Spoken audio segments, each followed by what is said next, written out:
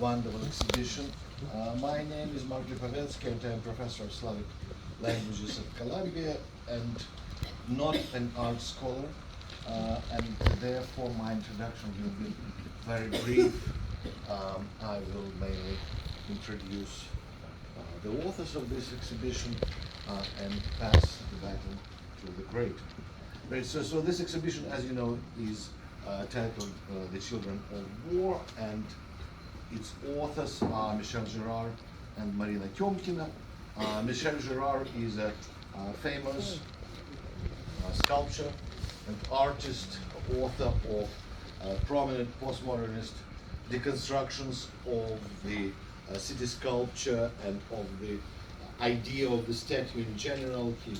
His works were exhibited all around the world, and the listing of only the cities where they were exhibited will take too much time. Marina is the prominent Russophone, as we say now, poet, whose poems are also translated into English. She is the author of 5 or 6 books in Russian of poetry, so 5 or 6, give or take, right? 60 books of poetry in Russian, and her poems have been translated. She, in my understanding, is the one of the founding mothers, we may say, of post-Soviet gender poetry, the post-Soviet feminist poetry, and the new generations of poets and critics are now crawling to Marina, asking her basic questions about how things were in 1990. But Marina is also the author of a number of artist books, and this project is also associated with the artist book in preparation. So what unites these two artists is belonging to the generation that was affected by World War II, and so these works that you see around you are reflections of this connection, not on the direct level, rather on the level of sort of subconscious or unconscious. Sometimes these are the shadows of war that still are clinging to people, clinging to heroes. Tragically, as we all understand, these memories are extremely relevant today, and this exhibition that was probably intended as the personal work with the memory, can be read now, can be perceived now as the direct reaction to tragic events happening in the world and happening around us. So that's basically what I can say, and all the rest will say Regina Tëmkina, the creator of this wonderful exhibition. Thank you. You actually said a lot. So I also want to thank all of you for coming to this exhibition, which is, I would say, very special to me. This small space also very special to me because in this space I created a number of exhibitions, and I was always happy that I can choose my artist and my subject, and feel myself very free and in a very friendly situation. And what I want to say now, that this exhibition also was created by friends, by a group of friends, which is very important for me. So this exhibition is based on experiences, on our experience, on our childish experiences of people who were born, some during the war, as Michel Gerard, who spent his time, childish boy time in occupied Paris. And we with Marina are basically like after war, but the experiences of the war and experiences of the state where we lived because after the war, people in the Soviet Union returned to the war. It was still Stalin's purges, it was a doctor's case, and I was a daughter of the doctors, so I remember it very vividly. It was a lot of traumatic experiences. At the same time, to work on this exhibition was my pleasure, because we were working like a circle of friends. And it's so nice that, I'm so thankful to Marina that Marina invited me to curate it, because Marina was one of my first friends in this country. I remember when I finished my exhibition. It was the first large-scale exhibition in the real thing, Soviet source art and American pop art. In, oh my God, 98. Marina was the first one to congratulate me, and she sent me a note. Marina maybe don't remember, but I remember very well. The Board of Heroine. It was a paraphrase of the title of the Grisha Bruskin's underground performance, which was a part of this exhibition of Soviet non-conformist art. And it was actually beginning of our friendship. Also, I'm very happy that the part of this exhibition who was consulting us and editing something and adding something was Alla Yefimova, who is here. Alla Yefimova, who, when she was a chief curator at the museum in Berkeley, she curated an exhibition of Lazar Kirikov, and she included in her catalog length conversation with me and Mark about avant-garde, about anti-Semitism, and about Lazar Kirikov. And I remember this very well, and since that we are very close friends. Also another Alla Rachkov, who represents this institution for many years. She is also our friend, and she was very helpful in organizing this exhibition. So what I want to say that yes, we all have this bad, traumatic memories of war and post-war, especially in the Soviet Union, events, and these bad events really shaped us very well. They prepared us to the future life, and also when something bad happened to you, it's learning. You learn from this. But when you have such a successful and such a joyful collaboration that we have on this exhibition with Marina, Alla Rachkov, you have a good experience. You have a nice experience. And as we say in Russia, that bad experiences are really lessons to you, but good experiences, this is something which helps you to live further. So I want to thank everyone who is involved in this exhibition, and I would not say much about the subject because Marina will tell exactly what happened, what was the beginning of this series, when Michel Gerard, as a boy sitting in occupied Paris, in a dark room because it was no electricity, he didn't know why chandeliers are here. Yes. Yeah. He had only one connection with the outside world.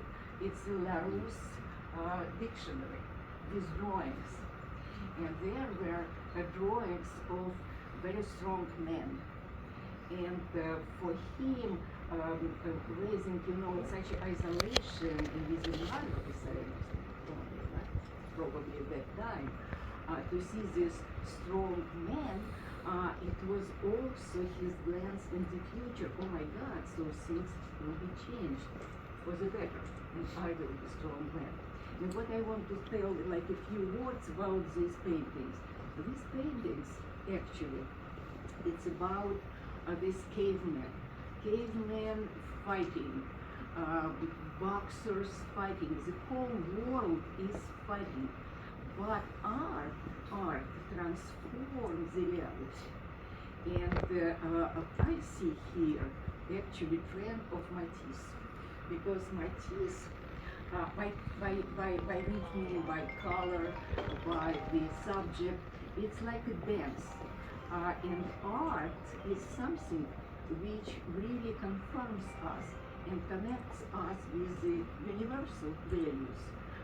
And why these paintings are not just about childish memories, but really great art. And I surprised to learn that this was shown for the first time to the public, because probably very famous sculptor, he didn't, take some attention to these works. It was like drawings, He didn't consider them to be art. But when you put it in the exhibition, you can see that this is real art, and this is great art, and this is in the tradition of French painting. So this is my own observation about this art that was created by Michel. And Michel, thank you very much for your career of creativity. And you were very right when you chose Marina, because Marina brought the conceptual meaning to these paintings. Otherwise, they would still in your box. So it's also about, when I'm talking about the friendship, it's also the couple, which is very important, collaborative couple, love and creativity. So thank you very much for coming here, and I think you enjoy this exhibition. I think it's a small masterpiece, actually. My congratulations.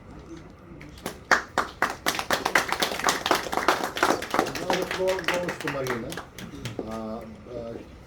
This exhibition is also stated with her poetry, and as far as I know, she will even read some poems for us. I will. Thank you very much, everybody, for coming. One person was not named, who was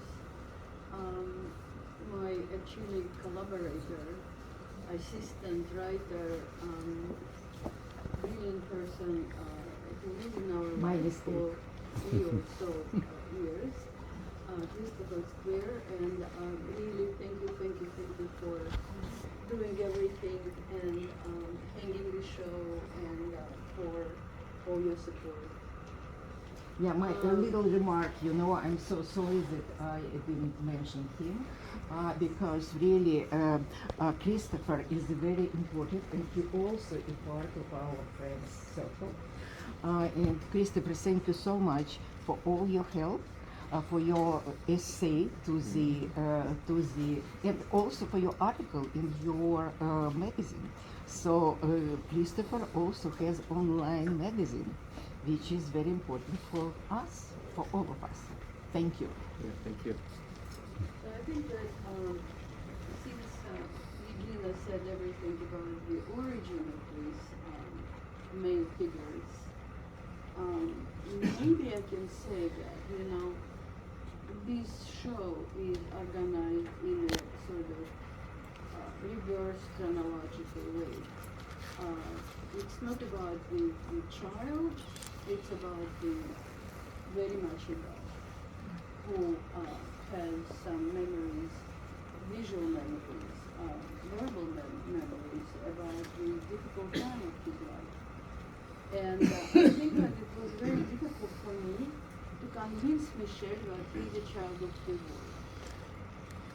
He was saying, no, I didn't suffer, my parents, yes, but me. And it took many years of this type of talking together. Then he started sharing his stories and eventually made some really projects about the childhood memories. Some of them are shown here. this was Rio de St. Petersburg, and then it was Rio de Petrograd, and then it was Rio de Leningrad, and now it's back to Rio de St. Petersburg.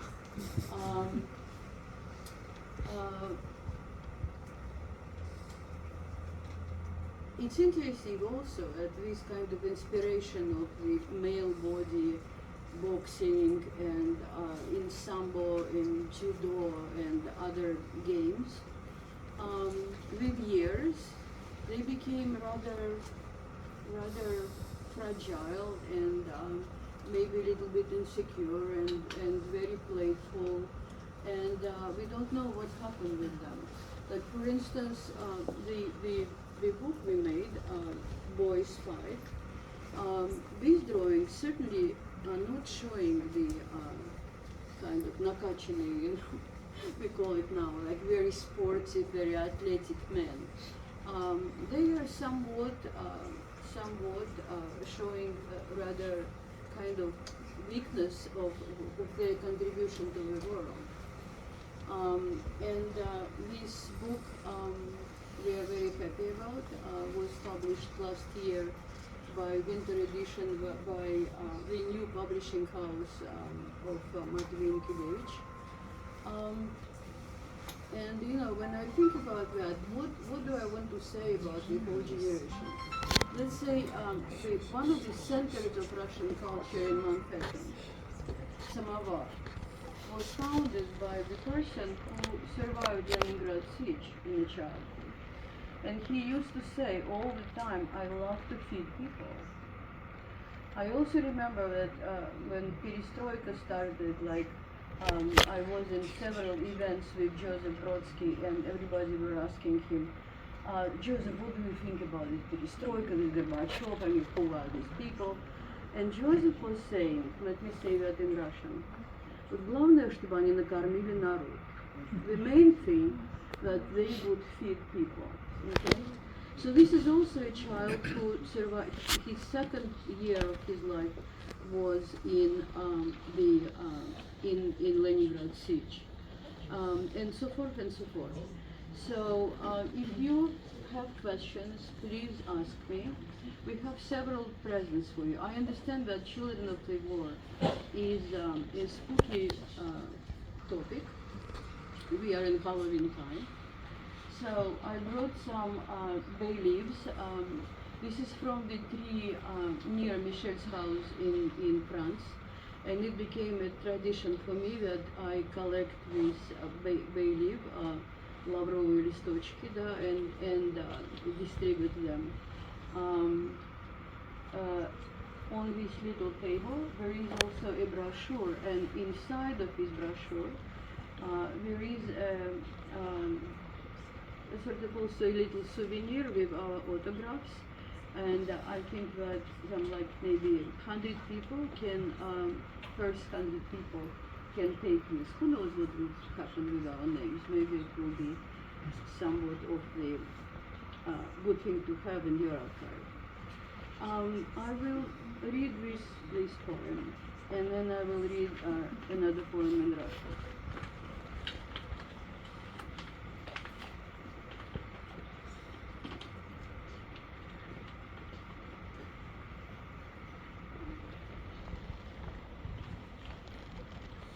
Children who starved.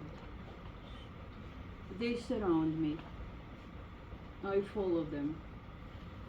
I know their story, history, their war.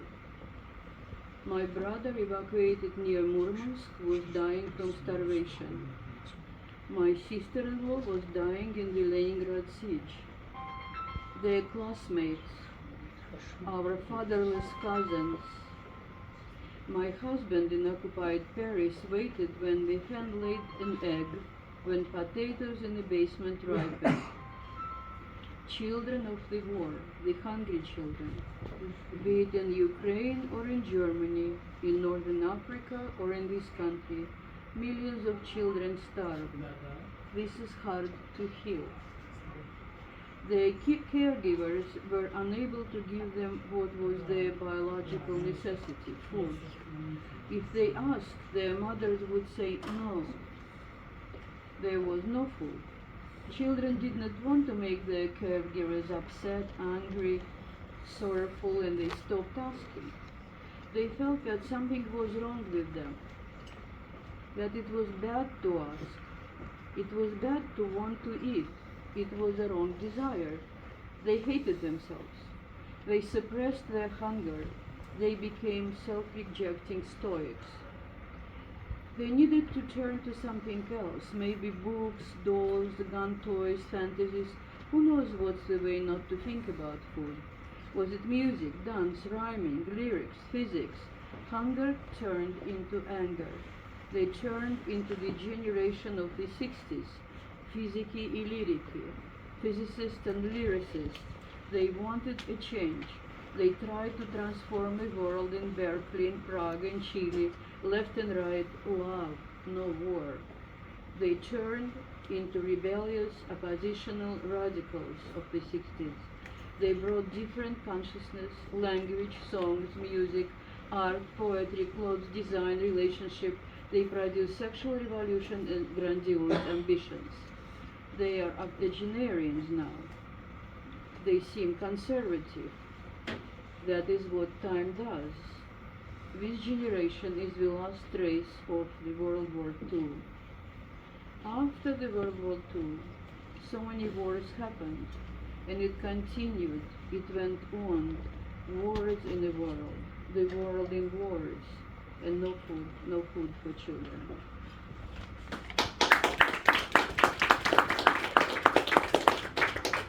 How many people do not understand Russian here? I'm sorry because it hasn't been translated yet. I'm sorry. So maybe somebody can do this job, or maybe not. Anyway, there is a. I sometimes write. I wanted to write a libretto in the early 90s. And so this libretto was consisted of the female kind of recitatives. So this is the last one, rather recent one. Она общалась сама с собой, обращалась к себе на «ты». Ты почему здесь живешь, а не там? Ты почему этим занимаешься, а не тем? Экзамен на носу, срок подачи, дедлайн. Почему ты читаешь постороннюю литературу? Почему ты это надела? Этого давно никто не носит, это тебе не идет, это старит, это для молодых, выглядит вызывающе. Посмотри на себя в зеркало. Ты почему свои мнения высказываешь, когда тебя не спрашивают? Ты почему это ешь? Ты же знаешь, это не полезно, а что не полезно, то вредно. Не нужен тебе лишний вес. И зачем тебе худоба, одни кости, морщины? Ты зачем сюда приехала? Тебе здесь не место, тебе место в другом месте. И там то же самое. Зачем ты туда приехала? Почему ты не зовешь гостей хотя бы иногда? Почему ты в гости не ходишь уже давно? Почему у тебя все время гости, проходной двор, да еще с ночевкой? Ты зачем это пишешь? Кто это будет читать? Кому это интересно? Ты почему сидишь в гостях и рта не раскрываешь, когда другие несут ахинею? Ты почему спишь на ходу? Не выспалась, что ли? Ты почему встала так рано, ни свет, ни заря, когда все нормальные люди спят? Ты почему так поздно ложишься, что невозможно встать? Ты почему спишь на полу? У тебя что, денег нет на кровать? Ты почему не можешь своего ребенка сделать счастливым? Какая ты мать? Ты почему рта не закрываешь, когда чихаешь? Давай тоже неправду, закрываю. Thank you, Marina. Thank you. Yeah, dear colleagues, here are brochures, so if you want to read more about the exhibition and keep the images.